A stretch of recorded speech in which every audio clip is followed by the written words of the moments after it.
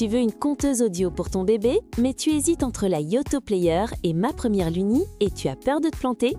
Dans cette vidéo, je vais te montrer quelle boîte à histoire choisir en fonction de ton enfant, pas de la pub.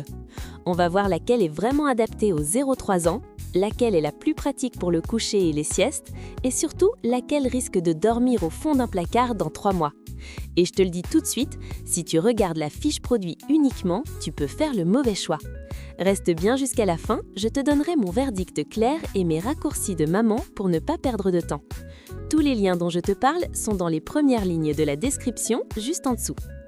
Avant de rentrer dans le match Yoto contre Luni, on pose le décor.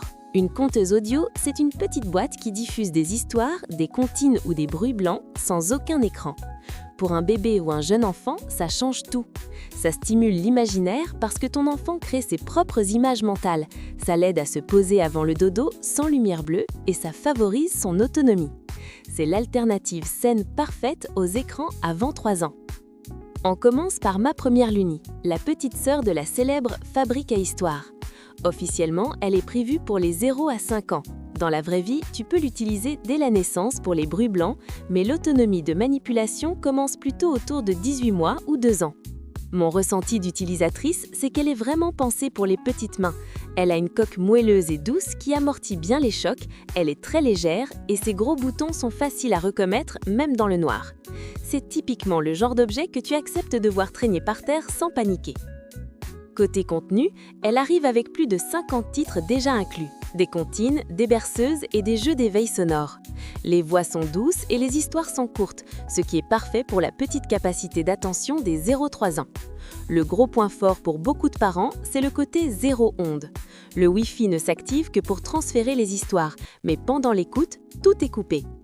Elle propose aussi des boucles de bruit blanc de 30 minutes, ce qui est génial pour couvrir les bruits de la maison pendant la sieste. Si tu veux une conteuse qui s'intègre dans une routine de sommeil très simple, Ma Première Luni fait le job sans se compliquer la vie. Passons maintenant à la Yoto Player de 3e génération. Là, on change de catégorie. On est sur un vrai objet technologique évolutif. Officiellement, c'est pour les 3 à 12 ans, mais tu peux l'utiliser pour un bébé comme simple enceinte de bruit blanc ou veilleuse. Sa grande force, c'est le concept des cartes physiques. Ton enfant insère une carte format carte de crédit dans l'appareil pour lancer l'histoire. C'est un geste très concret qui travaille la motricité fine. Le catalogue est immense. Tu y trouves du Disney, de la Patte Patrouille, mais aussi de la musique classique ou de la méditation.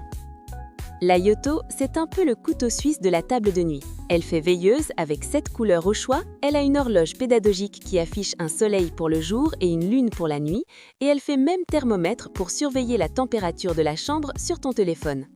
Par contre, elle est plus connectée que la Luni. Elle utilise le Wi-Fi pour les podcasts et la radio, et elle fait aussi enceinte Bluetooth. C'est un investissement plus durable qui suivra ton enfant jusqu'à la primaire, mais c'est un objet un peu plus fragile qui demande parfois l'achat d'une coque de protection supplémentaire. Si on compare concrètement, Ma Première Luni gagne sur la robustesse immédiate pour un bébé brise-fer. La Yoto gagne sur l'autonomie avec 24 heures d'écoute contre environ 8 heures pour la Luni, ce qui est un vrai plus pour les longs trajets en voiture. Niveau budget, la Luni tourne autour de 70 € contre environ 100 € pour la Yoto, ce qui est un investissement plus durable. Alors, laquelle choisir ?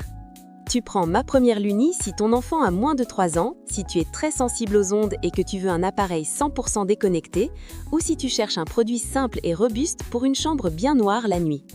Tu choisis la Yoto si tu veux un appareil tout en un qui remplace le réveil et la veilleuse, si tu aimes l'idée des cartes physiques que la famille peut t'offrir pour les anniversaires et si tu aimes l'idée de cartes physiques que la famille peut t'offrir pour les anniversaires. Mon conseil de maman pour finir, quelle que soit la conteuse que tu choisiras, elle ne remplacera jamais ta voix. Au début, prends le temps d'écouter les histoires avec ton enfant. C'est ce moment de partage qui lui donnera envie d'y retourner seul par la suite. Si tu as fait ton choix, tous les liens vers la Yoto, la Luni et les meilleures cartes sont dans les premières lignes de la description.